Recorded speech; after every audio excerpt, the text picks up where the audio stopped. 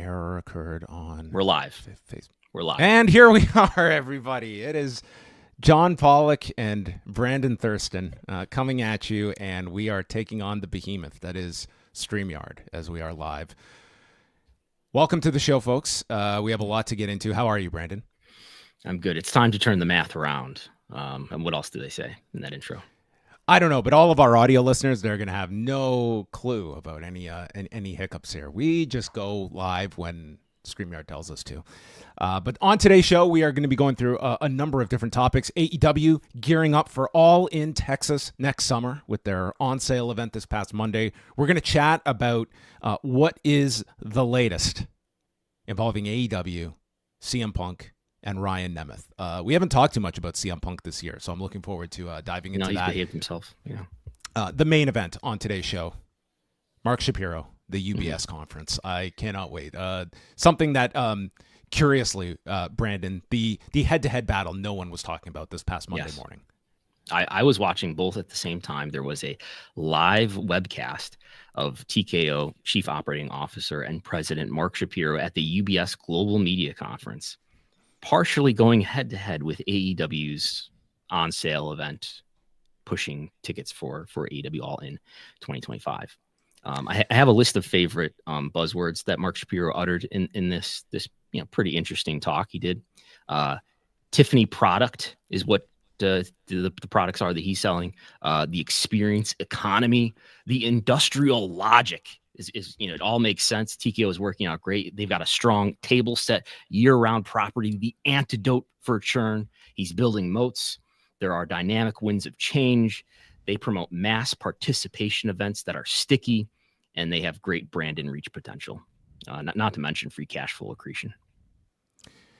There was so much to this one. I felt this was the true amalgamation of Mark Shapiro and George Barrios into one being. I don't think we have ever had a spokesperson that has quite replaced George Barrios until now. And it feels like it's a bygone era now. I mean, many of our listeners now, were they around for the George Barrios chats? I feel like, Brandon, this was your on-ramp into Wrestlenomics itself. It was those George Barrios, what seemed like monthly chats that he was doing. I mean, there was not a conference that man would turn down, I think. Yeah, I mean, it's a similar road that Nick Khan was on, as he would be the person who would appear at these they're not press conferences, they're media conferences for businesses, mostly publicly traded companies, that every now and then these various banks and analysis firms will have. They'll invite all of these spokespeople or high-ranking executives to these conferences to talk about their stock and to pitch it to investors and other people. Before we get to more on Mark Shapiro, and there will be plenty on Mark Shapiro on today's show, it is December the 11th, and those that have been following the Vince McMahon investigation, they had this date circled. This is the day when the pause on the case in the Janelle Grant civil suit against Vince McMahon, against John Laurinaitis and WWE was set to expire. As of today, do we have any updates in that regard to the pause? I know, Brandon, you have been exhausting resources to find answers. Yeah, so Judge Jeffrey A. Mayer on June 11th put this case on pause pending a federal investigation, which we all presume is a criminal federal investigation into allegations of sexual assault and sex trafficking against Vince McMahon. That was reported by the Wall Street Journal in February. But I've emailed all the parties. Well, I've emailed Southern District of New York. I haven't actually not reached out to WWE, but I have reached out to Vince McMahon's representatives, to Janelle Grant's representatives, to John Laurinaitis' representatives. SDNY did get back to me and just declined to comment, said they couldn't comment on it. I was asking them if the investigation was still ongoing, and if it's not, when can I make a FOIA request? But they had no comment at this time. Yeah, as as a seasoned veteran like yourself, Brandon, I find there are three types of responses that are the most likely. Number one is just the non-response, just nothing. Yes. They ghost you. They don't even acknowledge your existence. It does a number on your confidence. Number two is the direct, such as that. Just we decline to comment. Obviously, the most appreciated. Number three is the sneaky one, and this is one more so when it comes to requesting such an interview. Because what I will tend to do is, rather than say, "Hey, will you come on the show?" a blanket statement. I give a date. I give a time. No response until after the requested time. Oh, I just got this now. Sorry, I missed this.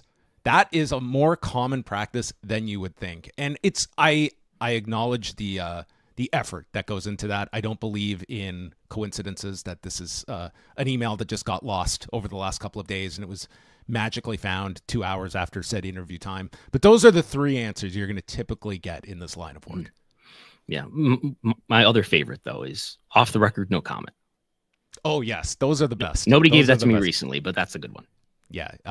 Off the record, period. One time in 2025, we're going to do a whole episode covering off the record, and not the former Michael Landsberg hosted show, but rather the concept of off the record, because I will go to my grave acknowledging that not two people in this industry have the same definition of it beyond reporters. I remember telling you recently, like I thought I knew what on background meant, but then some things happened. We were given some statements and they were attributable to someone, and I was confused. Yes. This is the ultimate like nerdy discussion that we are getting into, but I think it's what the people come for. It is the frothiness that brings you back to Pollock and Thurston. So no update, but I mean, Brandon's got his filings right there. Constant refresh. If anything breaks over the next hour, we will relay it. But I should get an email alert if anything happens. Status quo at the moment. Yes. Let's start off with our headliner, and first of all, a round of applause for our graphic designer, Brandon Thurston. A little AI assistance, and what we have is, I think your finest work to date, Brandon.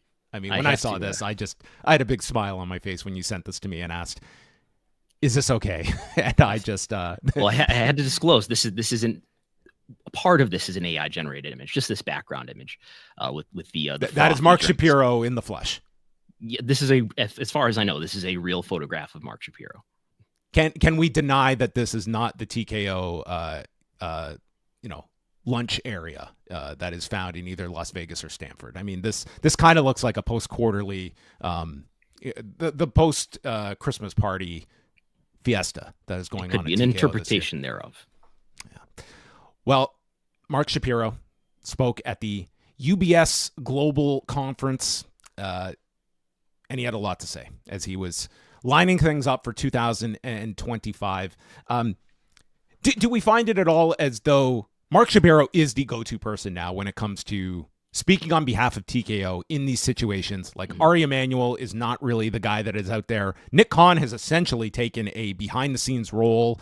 It is very, very rare that we ever hear from Nick Khan anymore. It does seem Mark Shapiro is that designated executive that is, quite honestly, I think he's very good in these settings. Yeah, I mean, it's not to downplay that Nick Khan isn't the president and isn't the lead executive of WWE, but they are, they are a subsidy of TKO. But I think it is interesting that, the CEO of this company is Ari Emanuel, but this is clearly something that's been delegated to Mark Shapiro, I guess, and maybe Ari Emanuel is more so leading endeavor. But yeah, he's the one who goes out there and talks in public the most as far as when they're representing this publicly traded company, TKO, whether it's on earnings calls or whether it's in these conference appearances. So I've isolated a couple of comments from Mark Shapiro, and we have shortened them for brevity's sake. But of course, January 6th, it's WWE moving to Netflix with Raw and a mountain of its international rights. Mark Shapiro is gearing up for January the 6th, but he has his eyes on the long game. Look, we just had a media day with them that went extremely well. Nick Khan and Triple H, Paul Levesque, were on hand with Bella Bajaria, who, of course, oversees all programming, going through all the creative, talking about a sustained plan over the course of the year. We're excited about that. January 6th itself, Raw, I'll be there at the Intuit Dome in Los Angeles, and we're working on a Drive to Survive right now with them, our own version. So, a lot happening on that front. I'm not worried about January 6th. I tell this to Nick Khan and Paul and Andrew Schleimer, our CFO, all the time. We're going to be big on January 6th. Let's be clear. I'm worried about June. I'm worried about July. When we're not the shiny toy, when we're not the newborn, how is Netflix going to treat us? And I'm getting all the right answers and commitments, and so I have no reason to be worried. But I like to kind of go about my business as if we're prepared for all events. I am not worried about January the 6th, the quote from Mark Shapiro and those observing an incoming Republican administration. I think that Mark Shapiro, laying things out on the table, and I think that they know that January 6th is going to be a big date, that they have these upcoming NFL Christmas Day shows that are going to be a great push for this launch on Netflix. I think it's going to be a gigantic night for the company, and I would be pretty optimistic that by June, I still think WWE is going to be a pretty...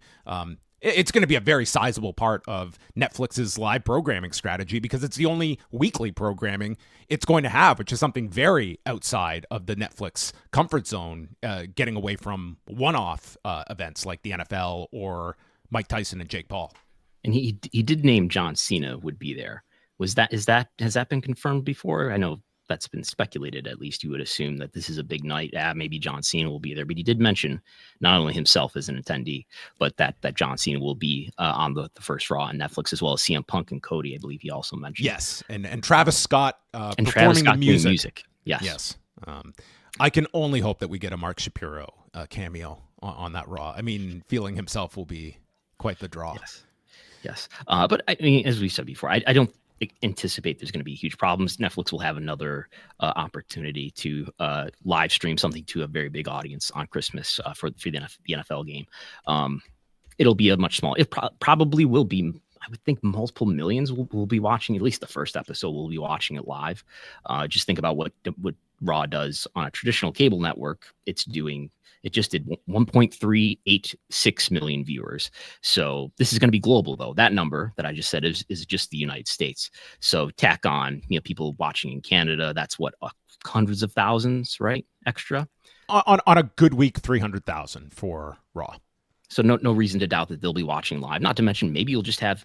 I mean, you are on Netflix, which is in more households probably than USA Network is at this point. So just taking that into consideration too is another reason why you'd expect an elevated audience. Not to mention other people around the world who may be watching live. So probably well over 2 million people, and hopefully we'll get some information from that Netflix top 10 chart, if not from Netflix or other sources, Nielsen or other sources after that debut episode. Yeah, and I would think that the in-house ramp up for WWE is going to really take form this Saturday with Saturday night's main event, and then all focus on that January 6th date for them. Like they have, a pretty sizable platform on Saturday. They're already embedding little interstitials within the shows promoting January 6th. And I think over these next couple of weeks, that is going to be where all of the promotional muscle is going to go towards. So it's a very, I'm sure, lofty ceiling that they are aiming for on January the 6th.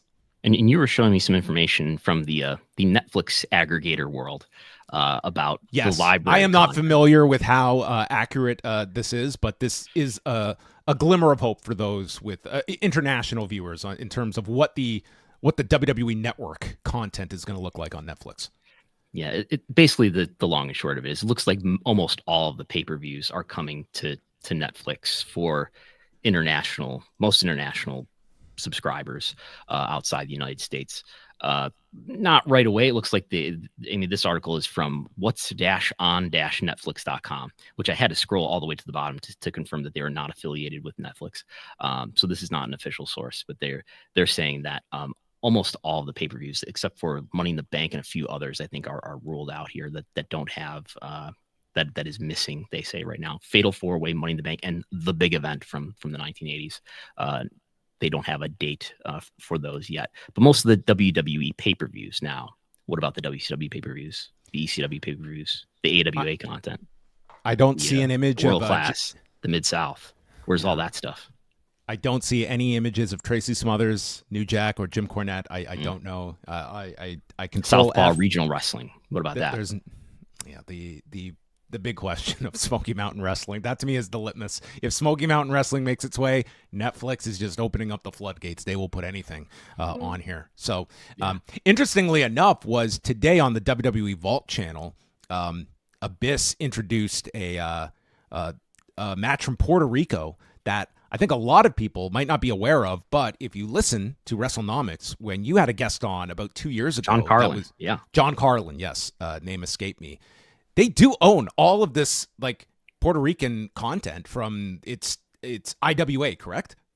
Well, I think they got it from the Clone family, so it's WWC. Yes, yeah. They have all of this stuff. It just wasn't considered like of a certain quality that they were going to put it on the network, but they're just like sitting on this stuff. Like there's untold hours and like hundreds of thousands that they have on standby of this content they have, including Chris Park working in a gym.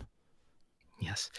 I remember watching like in the early 2000s. I think it was IWA Puerto Rico that was syndicated on Empire Sports Network in my area. But anyway, it's something we mentioned last week, and I think it was Jake from the Windy City who mentioned it. It probably would make a lot of sense for them to take that territorial content from people who are kicking and screaming and worrying about where their archival content is going to go. It's probably a good business strategy to just start charging those people $10 a month for that stuff. Next up was what got a lot of the focus from this. It's more 2-day premium live events for WWE after the expansion of WrestleMania during the pandemic, and then SummerSlam moving to 2 nights. Here's Mark Shapiro's thoughts. Could you provide more and thus create more revenue opportunities? I think there's absolutely an opportunity to advance some of them to 2 days. Paul Levesque just does such a phenomenal job creatively working with Lee Fitting as well, and their teams that draft these scripts where all these superstars want to come back. I mean, WWE is the ultimate. It's the Tiffany product in the space. It hovers sports and entertainment. Believe me, you cannot be in it if you're not a superb athlete. These folks take a hit, but it's great because it gives us a long tail. Whereas UFC, the number of years a certain fighter can compete, of course, is limited. That's true. More limited, I should say. More limited, yes. That these guys, they take a hit. That felt like he's only a few steps away from Ricky the Steamboat Dragon, I think, in his wrestling breakdowns. But I mean, to no surprise that I think all events on the table, the idea of 2-night Royal Rumbles, we've discussed these in the past. I think all of this stuff is on the table, and it's something that really the UFC has, they have tried on certain circumstances to do like 3 nights in a row in Vegas or a 2-night event, but it is really they have really not seemed to be like that is almost too much. Tried it. Have they done a two-day event? They've done as many as 3 where they'd have like 2 televised specials and then the pay-per-view. Sometimes they experimented with Friday, Saturday, Sunday. All in the same location. Yeah, all in the same location. But it's really not something that you see them, talking about or even looking toward, as opposed to WWE, where I think that they've been able to formulate their pay-per-views where you're selling all of these tickets for, 5 matches spread out over 4 hours. It's not as though like they would necessarily have to exhaust things to just double up on a given weekend, and they're riding a hot hand at the moment that I think at least doing 2 arena events in a host city will probably be very successful if they were to do that for a Royal Rumble. Yeah, Royal Rumble makes a lot of sense because you have 2 battle royals that you're doing, the men's and the women's battle royal. But they're not doing it in Indianapolis. I mean, that event is just over a month, about 2 months away. So that's not going to be the first one, but they are doing a 2-day SummerSlam, which he also talked about here. I don't know if you have a clip for that, but he did mention that they got a site fee that was bigger than they were expecting. Not expecting the $7.1 million site fee that they're getting from the New Jersey Sports and Exhibition Authority. Do you think they divulged that in the moment? They're like, oh, we weren't expecting this much. Why don't we cut this down a little here? I don't know. I got a quote. It's in the report that I did back in October about what that site fee is, and it blows my mind that they're getting a site fee for SummerSlam that's so much bigger than any WrestleMania number that we know of, and the only numbers for SummerSlam in the past that we know of that are like something like 3 years ago was I think $300,000. It's I just don't understand why that's why that's what it is. There's such a big number for SummerSlam, and it's bigger than what they're getting in the same year for also a 2-day WrestleMania in Las Vegas, which they're getting about $5 million for that. Yeah, and to catch people up, so SummerSlam it's Indianapolis this coming summer, and then 2026 is New Jersey 2025, Minneapolis 2026 for the 2-night SummerSlams. Right. Yes. What if you were to look at things like the idea of like a 2-night stadium show for a Royal Rumble? Like, do you feel that like the Royal Rumble is probably your strongest branded event of what's available to expand this? Like, if you were to run Lucas Oil Stadium 2 nights in a row, do you feel like that is just too ambitious of an ask to perform? Or are you even looking at this from like a ticket selling perspective? It's all in what these cities are willing to pay for. And if we have, like, tickets are a bonus, but it's not the be all end all of the success of these events. Yeah, I mean, I'm sure you're adding volume, so that's going to reduce the ARPU. That's going to reduce the average ticket sale price. But I think there's sufficient demand to do this. There's certainly sufficient content in terms of the amount of content, and there's enough wrestlers and talent to do 10 matches rather than 5 across 2 days. And even I assume it's going to result in more ticket revenue.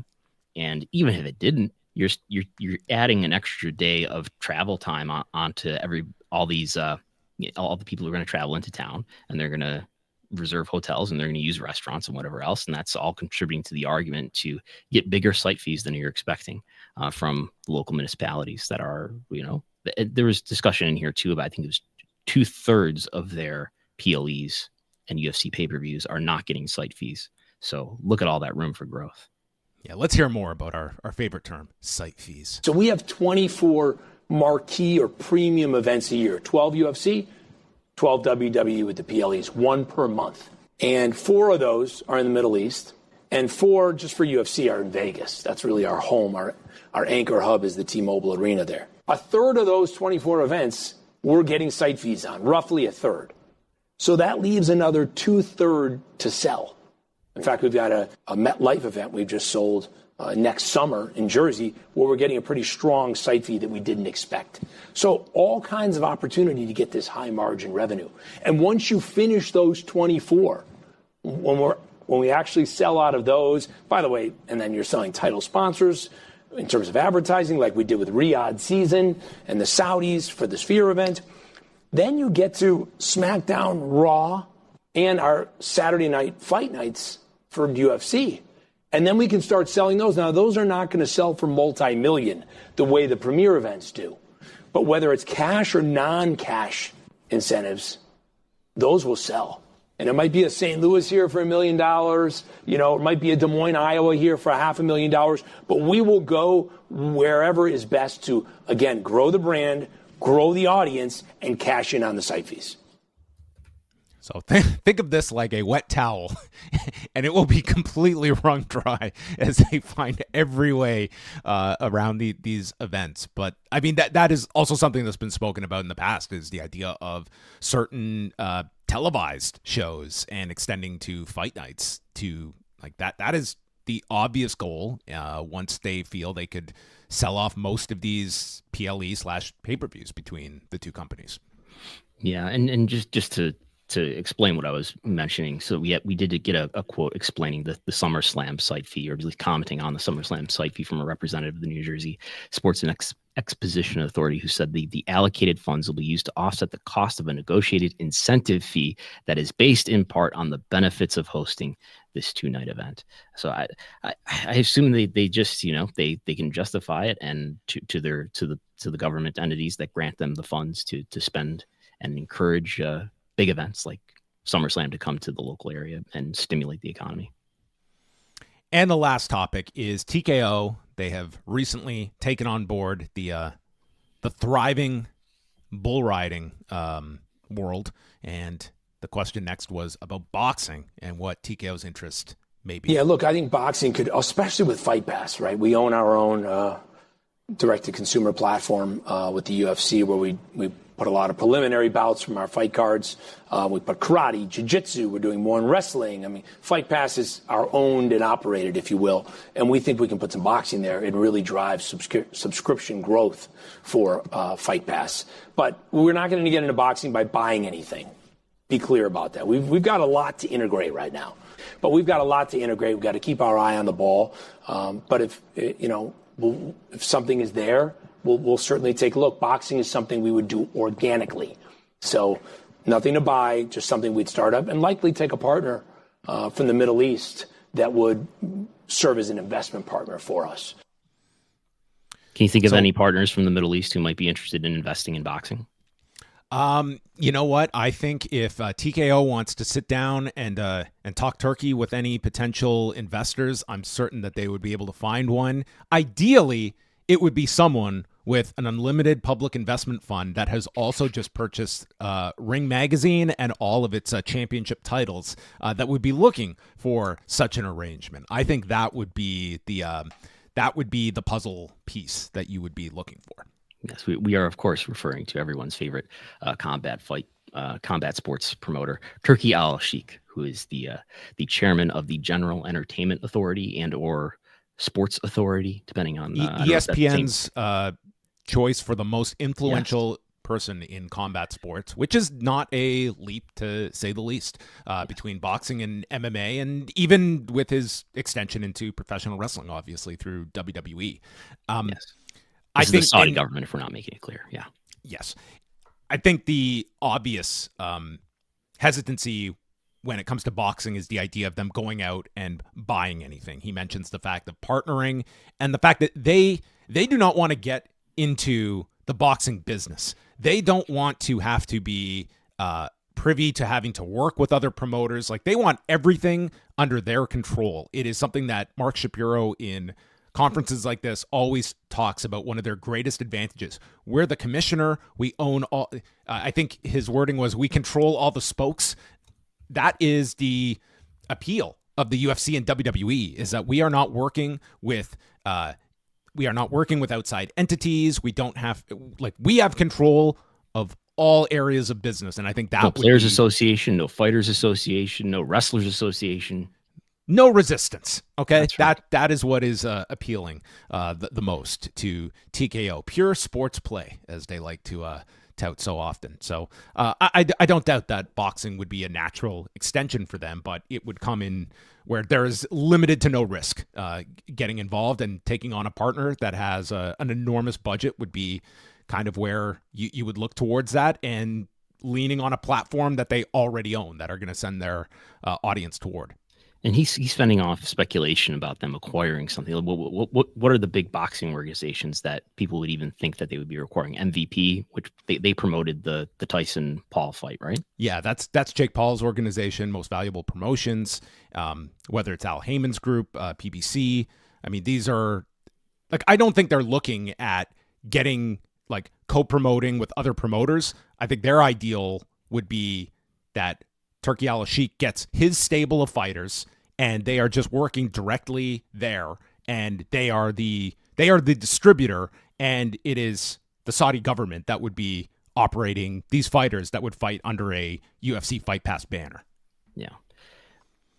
On the earnings call, which was early November, I think, Mark Shapiro kind of downplayed some comments that he was asked about that were made by Dana White about getting into boxing. And here he is really giving some expectations about a potential investment in a boxing organization. Yeah, it was. So Dana White had stated, he made it pretty clear, it is a question of when, not if, and that I think he even compared himself, we will be the HBO in this equation, as opposed to being the fight promoter. And of course, this got all boxing and MMA media focused on this, boxing is, how is Dana White going to change boxing? And then we had, Mark Shapiro on the call really downplay that, because I think their concern was, well, this means there's going to be an enormous set of cost attached to this. And I think that is what was downplayed. This was a more kind of middle answer for Mark Shapiro that sounds a bit more optimistic, that if the right opportunity presents itself, something they're aggressively going to go toward. And whether this is a 2025 project or not, we will see. It's sort of Dana White has been talking about boxing for years at this point, of, dabbling in it, and has not. I just think it's the overall business that UFC has so many advantages not being under the Muhammad Ali Act and other restrictions that, do enable boxers to have a lot more freedom and and defense mechanisms when it comes to opposition with promoters, that the UFC does not have to worry about those guardrails. Yeah, and he's hyping that as content for Fight Pass, right alongside your Pride Fighting Championships. Is Pancrase still on Fight Pass? I think it is. It may be. In fact, I'm not up on that. But I mean, the UFC, they're launching now their own jiu-jitsu tournaments that they are doing on Fight Pass. I mean, it's a pretty specific audience that you are targeting. It is kind of interesting, like the relationship or pseudo relationship that exists between TKO and Power Slap. That might, like, if you watch a UFC broadcast, you would just be of the impression that this is a sub brand of the UFC. It gets ad inventory, it gets reads by the hosts, they are promoting upcoming events, and yet this is a separate entity of Dana White and the Fertitta brothers, and it is not something that I think they want to they feel it would be a clean picture, a clean story. Yeah. Yes. So that you can understand the business that you're investing in. And I think that was an issue with Endeavor, is that there are all these interesting assets perhaps in Endeavor, some of which have now been taken out of Endeavor and are going to go into TKO, but that how do you evaluate this business? Like, what is there aren't really key performance indicators. There's an attendance or TV ratings or media deals that are really explicitly a part of this that move the levers of the business in a big way. All right. Well, summarizing all of this was a late contender for quote of the year. The marketplace is frothy. And that is how we will remember this particular UBS conference from Mark Shapiro. Moving on to our next topic. Let's dive into it. Okay. So earlier this week, Fightful Select posted a story regarding outstanding issues involving Ryan Nemeth with AEW. And Fightful was able to obtain a complaint that was sent to multiple executives back in September with a timeline of events that Nemeth had highlighted regarding abuse, harassment, and threats he faced while working there. So it is a bit of a distorted picture that we have. This is obviously coming very much from like the Nemeth point of view of what he underwent. And this kind of all goes back to when CM Punk had come back onto television in June 2023, and he did that first promo back and took his swipe at the Young Bucks. And later that evening, Ryan Nemeth tweeting that the softest man alive. Not stating CM Punk by name, but I mean, hard to not put two and two together of what the audience was to take from that tweet. And then Nemeth, who had done an interview months later, explained that was an in-character tweet. That was in character.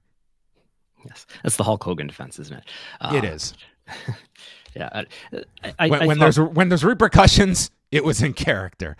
I don't really listen. I think there's a lot of sympathy toward Ryan Nemeth, but I mean, the idea that you would not know that you were stoking the flames with a tweet like that. I mean, you could not have been too stunned at there being fallout from that. And that's not to excuse what was going to unravel in the months to come, but that is kind of the basis of this. And I think it is just, it's worth noting like what this started as and what it grew into, and just what a disastrous situation all of this was. And this is just another aspect to his contract has expired with AEW, correct? Yes, it expired back in March. Right. So I guess what he's raising here, this is a document that he says, this is a document that Fightful reports was given to AEW HR and other executives, and he's raising that he feels like he was retaliated against or held down and not booked for TV because of CM Punk's unhappiness with him, and I guess some contentious interactions he had with Punk. A few things that I think are interesting to raise. He says he recorded some conversations at a TV taping in North Carolina that he was asked to leave once he showed up at. And I did check immediately after reading that yes, North Carolina is a single party consent state where you can record conversations with only your own consent if you are a participant in that conversation. So no laws apparently were broken there. But the second biggest recording since Wrestling with Shadows. Yes. There's a lot of talk about Omega Perrick, who is the former AEW chief legal officer. And there is a mention in Fightful's report that at a certain point in this story, she abruptly left the company. We still don't have really a clear answer about what led to her leaving the company. But that's part of it. And I guess, would you say that, was he not booked for TV strictly because of retaliation and protecting and appeasing CM Punk? I mean, AEW does have over 100 wrestlers. Many of them are very talented. I wouldn't necessarily put Ryan Nemeth at the top of that list. Sorry. But I could see why, on one hand he would be upset, but on the other hand, there might not be. He was not exactly in for a push, I think. Yeah. In this, this timeline, he outlines that AEW failed to respond to any of the incidents and was encouraged to cut a promo to antagonize CM Punk at a certain point. That always makes things better. Yeah, that would have that seemed to be, let's thaw the I have the ice perfect here. solution to this. Go out there and cut a promo ribbing on the square at this guy. That's a great answer. I know. I just thought it sort of speaks to, regardless of who's in the right and wrong here. I think it just speaks to the dysfunction that tends to occur in AEW. Now, I think this was largely understood, assumed based on the nature of CM Punk being fired as he was in September. But like this complaint, this outline, like specifically states him as an executive / producer / manager role that he is holding within AEW, making it very clear that this was not just another independent contractor. Yeah. And it really does change the dynamic of all of this when this is not just another member of the locker room. This is a superior as well that is that is doing all of this. And I think also gives a lot of context to that press conference, the one after All Out 2022 of I work with children. I mean, he is in an executive position as he is speaking of this, but this was never disclosed or out in the open of just how we knew Punk had influence, but was there a title attached to it? This certainly suggests there was. I mean, we assume that there are a number of wrestlers, presumably the more high-profile wrestlers, who are in dual status as independent contractors, as talent, but also have at least some informal, if not formal, role as employees. Whether that's I don't know how they categorize it, as advisors or something like that. Jericho has said that he has employee status as well as independent contractor status. Clearly, the EVPs do, and maybe there are others. I wouldn't be surprised if a number of wrestlers who are higher profile wrestlers have renewed their deals and have employee status as part of that, perhaps. So going through this timeline, we go back to CM Punk appearing, his only Dynamite appearance during his return period in 2023. There's a Dynamite in Chicago, which is the Wednesday before Forbidden Door in Toronto, just if everyone's keeping this straight. And this is where Nemeth alleges he was threatened by Punk in the locker room, and then Nemeth stating that he was not booked for 2 months after that incident. And we fast forward to July, and he reaches out to Mega Perek and believing he has been silently fired and that his deal would just be left to expire, and Perek assuring him that him speaking up was not going to cost him his job as he is waiting. Then on August the 12th, there's a collision in Greensboro that he is contacted to be at. And once he gets there, he is seen by Punk, and shortly after is told he is no longer needed for this show. And this is where Nemeth states he has audio from this particular day of August 12th, 2023, which is just 2 weeks before All In at Wembley and the subsequent fallout between CM Punk and the Jack Perry incident. Mega Perek leaves her position. Now he is dealing with Chris Peck and Margaret Stalvey, and spoke with counsel after the Punk and Perry incident. And November 18th is the last time Nemeth would work for AEW, with his contract expiring in March. And the timeline, it goes on to explain how Chris Peck had communicated an interest in a settlement that would equal approximately 3 years of his salary, dependent on signing an NDA on the matter. Nemeth's document says he was appreciative of the offer and wanted to discuss it, but his legal counsel, but the offer was then no longer an option. And Nemeth's document also claims that Peck told him, quote, that he'd be placed in an antagonistic position to Mega if things ever escalated to arbitration, which is never something that I think a company wants to be accused of. That your lone form of any kind of conflict resolution would be met with an antagonistic position with an executive. Does not paint a great picture. I have no doubt that AEW is not going to address this in any way, and therefore you're going to get this side of things out there. But I think it is very fair to say that whatever you think of, like, what in the grand scheme of things was a fairly harmless tweet, maybe not harmless given the individual that was involved here, that it was the target, but I mean, what this grew into, it's just so indicative of just this powder keg that was growing and growing, and this was just more wood on the fire that made this into such an untenable position that, as we speak about, it still comes up, and this company is still, I think, dealing with this as this albatross on it, even with CM Punk no longer involved in the company. What do you think makes it, why is, you got the same person, CM Punk, who's in a different company now. Why was he so surrounded by problems, apparently, that this document that Fightful reported on shows at least one case of that? We know he was in a physical fight with the Bucks and Omega in September 2022, and yet he's been with WWE now for over a year, and he's having he's doing promos with Seth Rollins that are cutting close to the bone, but we've heard nothing about fights, or maybe he just had more power in AEW and he was exploiting that, I guess, is what you would argue. You obviously do, and I think that there is, like, from the very get-go, I have always argued, I don't think there is one specific person that is at fault here. I think fault can be assigned in many different directions. A lot of it has to fall on CM Punk for just the preponderance of issues, but he was also given, I think, a ton of leeway. The fact that he was brought back, like, this was someone who his value trumped his actions. And for many people, I think part of it is just a lot of talent, especially higher profile talent, are given a lot of leeway. And I think there is a leadership issue when it comes to managing talent that contributes in a large way to issues like this in AEW.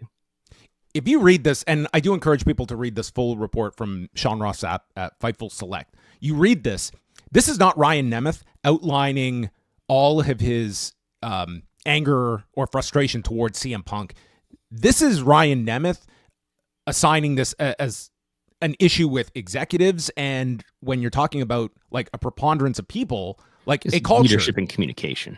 It's a culture that this is, whether fair or unfair, and I'm sure there are those in AEW that will disagree with this assessment, this is the image being projected to the public and painting it as dysfunctional leadership. And you can look back, and I can understand a lot of reasons about Tony Khan believing that we are still in a startup position and we have not secured our big television deal. To let go of CM Punk is costing our business value, and I'm going to do my best. I'm not going to pick the one side over the other. I want the elite under this umbrella, and I want CM Punk under this umbrella. And I can appreciate that sentiment, but the results are what the results were, and this turned out to be an utter disaster. And whether this could have been handled in such a way that these sides could have gone to neutral corners and we could have found a working environment, that is not what occurred here.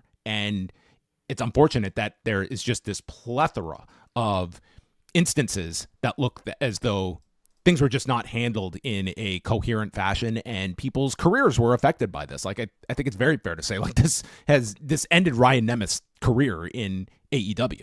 And he believes he was a scapegoat for them having to let CM Punk go. That, again, is his perspective.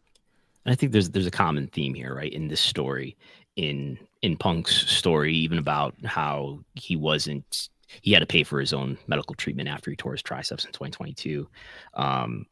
The issues with Ricky Starks, issues I think we're talking about today with Fenix, in that it just sounds like there isn't great communication, which maybe there's just not a clear message about how to handle certain things from Tony. And there's also less of a reluctance, I think, for talent to speak openly about these situations in public. Like I'm not saying like this is not to just gloss over that WWE has many problems that we have outlined significantly this year. But the idea of a talent going out and just running down WWE's medical practices and such, like there is frustration. And we have seen that in the past from performers, but that not so much under this current regime, at least not until you're out of the company. And even then, it's very rare that you see. And whether that is just a concern about future employment or not wanting to put yourself in that negative light, all of this compounds itself. And I don't know what the easy answer is. Like, if you are AEW, do you attack this head on and get your side out there and explain? That's obviously not in their playbook, that they would much rather just, they are hands off. Like this is a company, like when they send their talent out and they do interviews and such, they do not want negative headlines. Like that is what they want to avoid. When they do PR, they want to be away from these stories as much as possible. And it's a hands-off policy when it comes to addressing anything medical related and anything CM Punk related. Like we know what the extent of it is going to be, unless there is an opportunity for something on television that will be of value to them, such as security footage. Yes. I mean, even when Britt Baker was suspended a few months ago, Tony was asked about it in an interview and would not even speak to whether that had happened, whether there was a suspension. Almost made it sound like there wasn't a suspension, almost like he was denying it. Since this does segue into the Fenix story, again, this is a story where, I mean, it really does come down to like Fenix's public comments over the weekend. First of all, we had Penta removed from the roster, so it would appear he is free and clear to go where he chooses now. Fenix, though, still has significant time left on his deal, believed to be well into 2025, and he responded to a question on X over the weekend stating, "I will have my chance to speak the truth. No one stays in a place where they received inhumane treatment," and then adding, "I needed a doctor and you ignored me for months." And he has not been used since July. He is scheduled to do a meet and greet for House of Glory on December the 20th, which is also the same night as Final Battle. So I don't know. He will actually be doing a show in New York, a non-wrestling appearance, not too far away from where the Hammerstein show is going on that first night. Yeah, I see multiple outlets are reporting that he has since deleted these tweets. Well, what do you think from the Ray Fenix side of things? I can certainly understand you are frustrated and you feel this is your outlet. I think it gains a lot of sympathy from a fan base that wants to see this performer in the ring. I also think this is something that not only do I think that it's sometimes not just the most tactful move to make, it's how does this look in terms of my image for where I want to be going? If I want to be going to a WWE, is this, do I want to be carrying out my business publicly like this? Whether you agree with him or don't agree with him, that's an aspect to all of this. But there's also the knowledge that like AEW is not going to fire back at you. AEW is not going to come back and give its explanation of things, even if there is a valid one about how it goes about its medical procedures and what their side of it is. You're just kind of left with this side of things.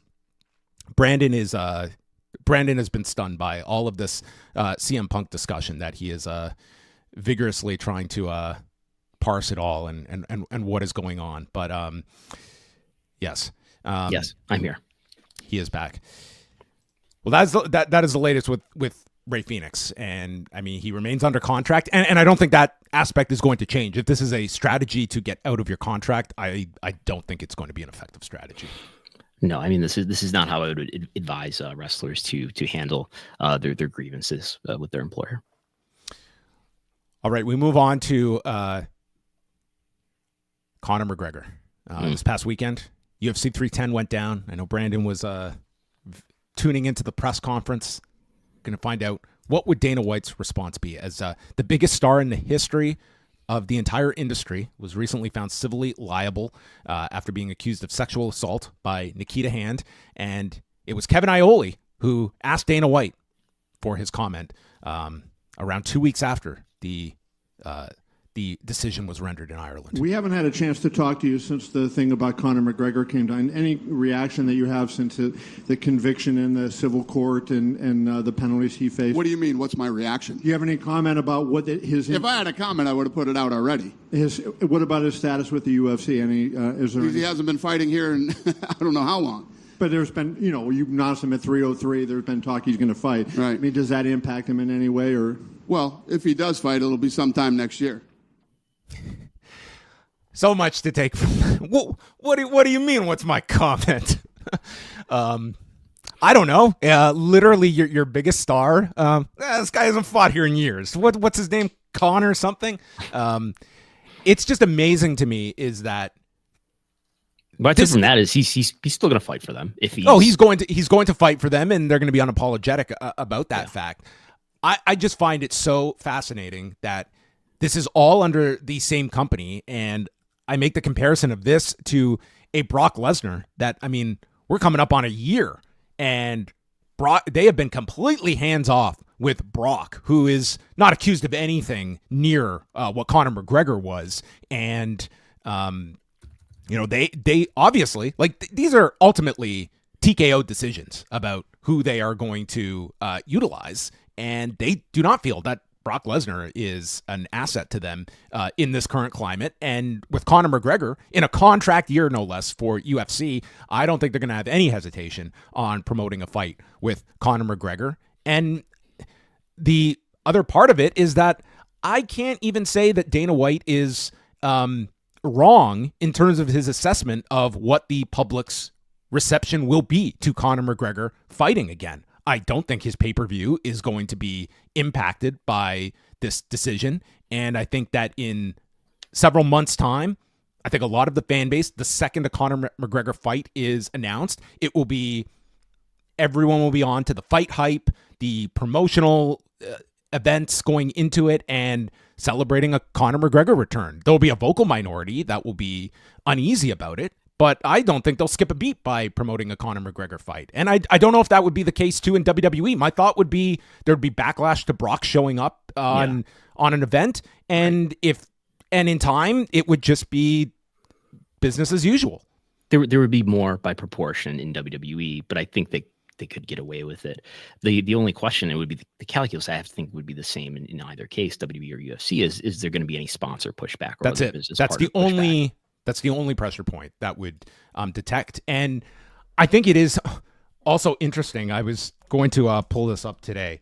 It's also when you look at the type of sponsorships that UFC is acquiring. They have just replaced Manscaped. Are you familiar with this?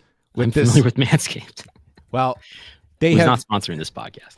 Yes, I'm going to pull this up here because I want to get the right name. Anyway, their new sponsor is the Anti-Woke Razor Company, and it's the name escapes me, but Jeremy's this Patriot Shave, yes, woke free. Yes. Jeremy's razors is woke free, but there's also Patriot Shave, which is for Americans who love America. It's an alternative to woke corporations. There's multiple. There's many people competing for your anti-woke razor. Yeah, it's a huge conflict that a lot of Americans have in the morning is where, if you're combating sleep or a lack thereof, and you've got to deal with a woke razor. I mean, that's too much on the American consumer. So I am glad that this portion of the market is being addressed. But my larger point is that, there's a lot of these companies and sponsors that are very much in alignment with what the UFC brand is. And it's very much it is clearly a audience that is embracing this type of ideology, and there is no way a Jeremy's razor is going to take any issue with these decisions on which fighters are being booked. That we saw a difference from when it came to Slim Jim back in January in light of the Vince McMahon allegations. And in Vince's case, I mean, that is a civil lawsuit that there has been no decision in yet. No, he has not been found guilty of anything. He has not had his day in court. It is just a lawsuit, and that was enough to remove him. It's all down to the pressure they receive for these decisions. It's not weighing this allegation versus that allegation. It's only the response to the given allegations that are going to. In McGregor's case, he has a jury has decided against him and has basically decided it's more than likely that he did what, at least some of what he's accused of, which is sexual assault. Yes. So that is, I just find it, it is interesting. And it's not like Dana White received any criticism for this. It was like, this was his response. It's very different. The audiences in wrestling and the audiences in MMA, because MMA fans online say this is not the time or place to ask such questions.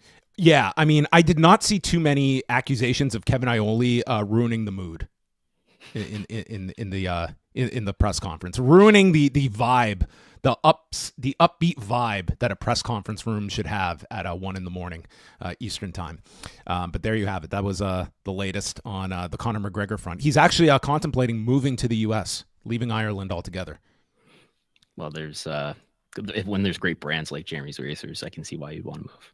Yeah. Once the Wax Museum in Ireland is removing your statue, it's probably time to put the for sale sign up and take off. So yes, the Wax Museum has taken a greater stance against Conor McGregor than his fight promoter. All right, before we end things off, let's talk about AEW All In Texas, because this past Monday they staged a on-sale event outside of Globe Life Field hosted by Tony Schiavone and Conrad Thompson, and this led to the announcement that StarCast will return in conjunction with All In Texas. And with tickets going on sale, they have announced that, well, Tony Khan stated that as of this past weekend, they had already sold over $1 million worth of tickets during the pre-sale, which tells you some of these VIP packages were very highly priced. We do not have a figure yet for the tickets distributed yet. I'm sure our man at WrestleTix is furiously crunching numbers, as I know Brandon has as well.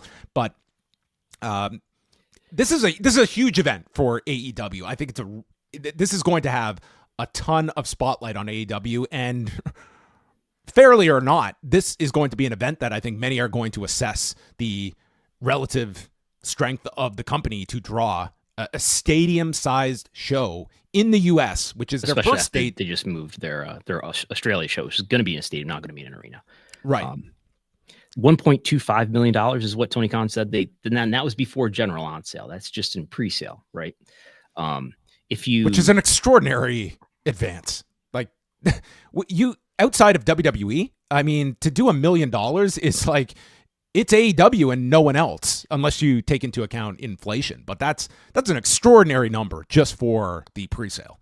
So if we think about what the average ticket price for this upcoming All-In might be, I would look back for some point of reference, regardless of there may be anecdotes about how highly priced these tickets are. But let's just think about what we know which is what's been claimed, which is that the $10 million gate for All-In 2023 was sold to, according to AEW, 81 or 80, 81.35. This number on the screen here. So you divide that, you get an average ticket sold price in 2023 for All In at Wembley Stadium of $123. And if you take $125 million, or $1.25 million divided by $123, you get about 10,160. You get 10,162 ticket sales.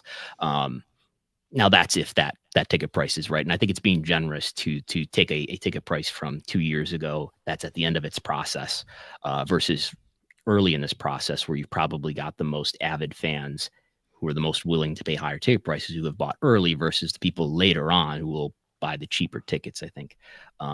So I guess I would say maybe it's in that ballpark of 10,000. I have been looking at the map. I've got some more work to do and looking at the resale maps to get a better idea of exactly what's been put on sale and what has not been put on sale, because not everything, as people know who look at the Ticketmaster maps as well as WrestleTix analysis of those maps.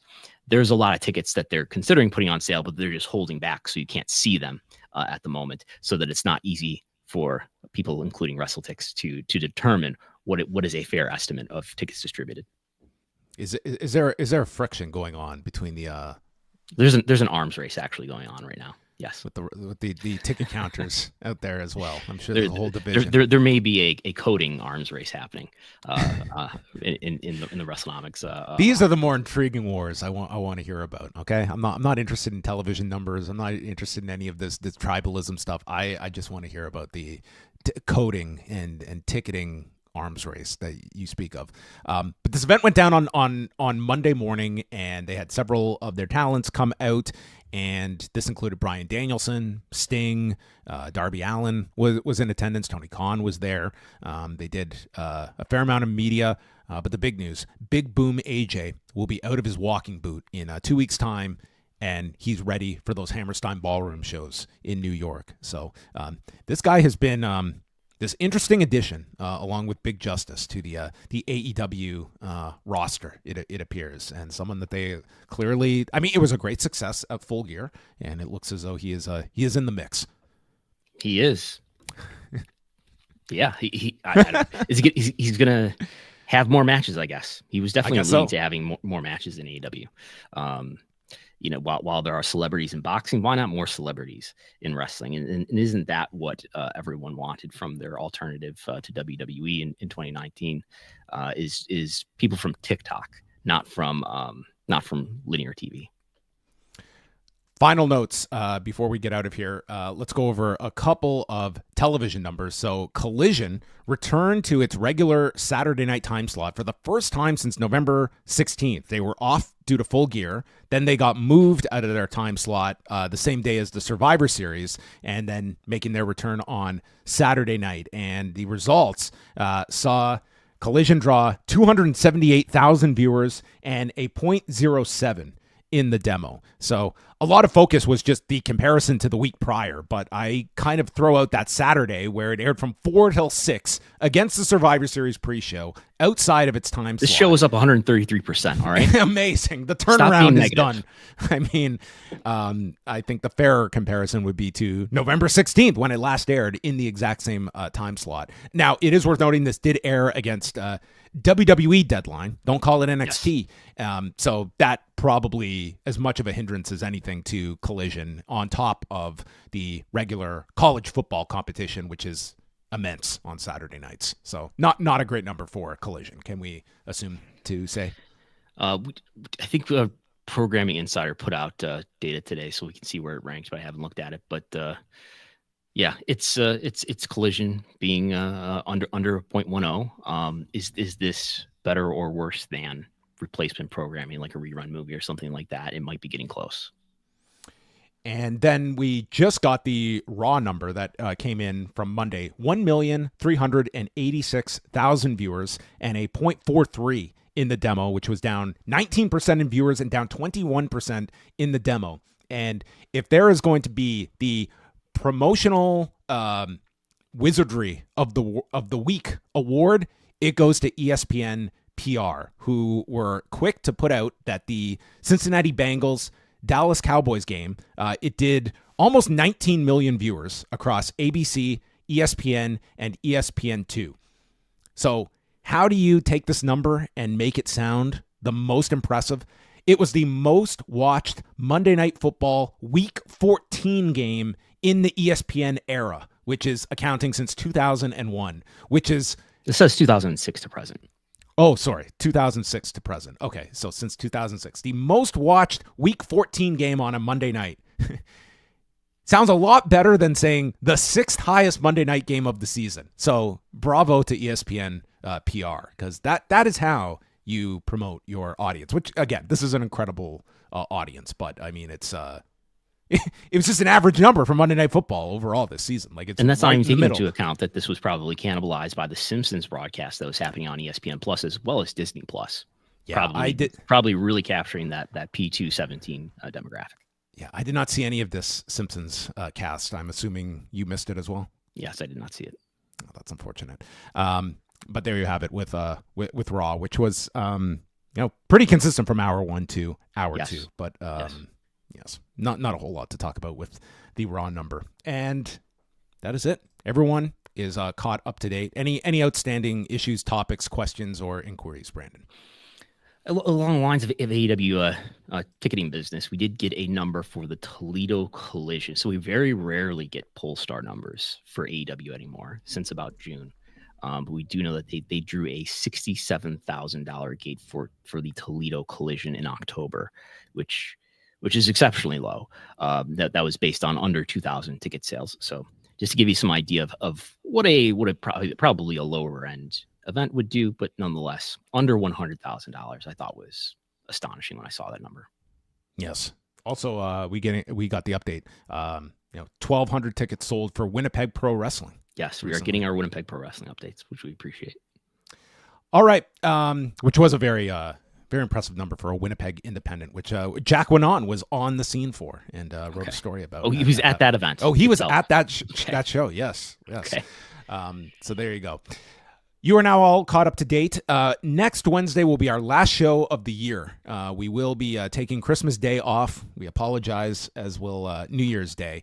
Might be doing a show sometime that first week of January if we can slot it in sometime before the Netflix launch. But yes, that is all. Next week, maybe a whole roundup of what happened in 2000. Next week we're here. And 24. 2 weeks after that. Yes. Correct. Yes. So we are back next Wednesday, 1 p.m. Eastern time. And of course, you can follow myself over at postwrestling.com. I'm back tonight with Wei Ting chatting Dynamite. Winter is coming in Kansas City, Missouri. Meanwhile, Brandon is back on Sunday with Wrestlenomics Radio. You can subscribe at patreon.com/Wrestlenomics and get those questions in to Brandon. Pick his brain. Any and all subjects, whether they be very technical questions from people that may or may not hold executive titles in pro wrestling companies, such as we got this past Sunday. There's medical device. And then this is free for everybody. You can watch it right now. There's medical device math that you can watch. Very exciting stuff. And just like this program, there will not be on the last 2 weeks. Well, the week of Christmas and the week of New Year's, there will not be a Wrestlenomics Radio either. We didn't want to go head to head with Christmas. We just thought it would. We're not as ambitious as Dynamite will be running a show that night. So yes, everyone can focus on Dynamite on 34th Street on Christmas Day. But that's it for us. Thanks to everyone for tuning in, and we're back next Wednesday.